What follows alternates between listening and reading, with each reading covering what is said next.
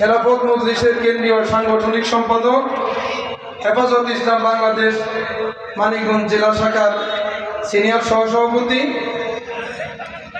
12 দলীয় জোটের কেন্দ্রীয় নেতা, আমাদের মানিকগঞ্জ ইসলামিয়া কামিল মাদ্রাসার হাদিস ডিপার্টমেন্টের চেয়ারম্যান, এবং আমি বর্তমানে 12 দলীয় জোটের পক্ষ থেকে মানিকগঞ্জ 2 আসনে দেয়ালগড়ি প্রতীক নিয়ে আমি লড়ছি। আপনারা জানেন এখানে ভোট চাওয়ার কোনো মঞ্চ না, যেহেতু আমার বাড়ি গোবিন্দর। আমি সংবাদ পেয়েছি মাদ্রাসার কর্তৃপক্ষের সাথে আমার সুন্দর সুসম্পর্ক রয়েছে, তারা আমাকে জানিয়েছেন আমি এসেছি।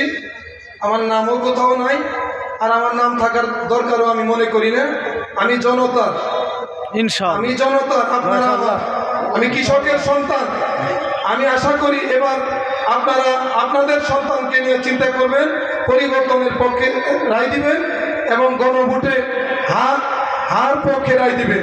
সেই প্রত্যাশা ব্যক্ত করে এই পরিবর্তনের আন্দোলনে জুলাই যোদ্ধা যারা 2000 শাহাদাত বরণ করেছে, 30,000 পঙ্গুত্ব বরণ করেছে, আমাদের হেফাজতের সেই শাপলা চত্বরে অসংখ্য আলেম ওলামাকে হত্যা করা হয়েছে। তারপরে বিডিআর বিদ্রোহের নামে 57 জন আর্মি অফিসারকে হত্যা করা হয়েছে। তারপরে প্রায় 6,000 ব্যক্তিকে গুম খুন করা হয়েছে। এই পরিস্থিতিতে যখন দেশটা একটা পরিবর্তনের দিকে অগ্রসর হইতেছে, আশা করি আগামী বাংলাদেশ হবে ইসলামের বাংলাদেশ, বাংলাদেশ হবে কোরআনের বাংলাদেশ, বাংলাদেশ হবে জাস্টিস এবং ন্যায় বিচারের বাংলাদেশ, শাসনের বাংলাদেশ।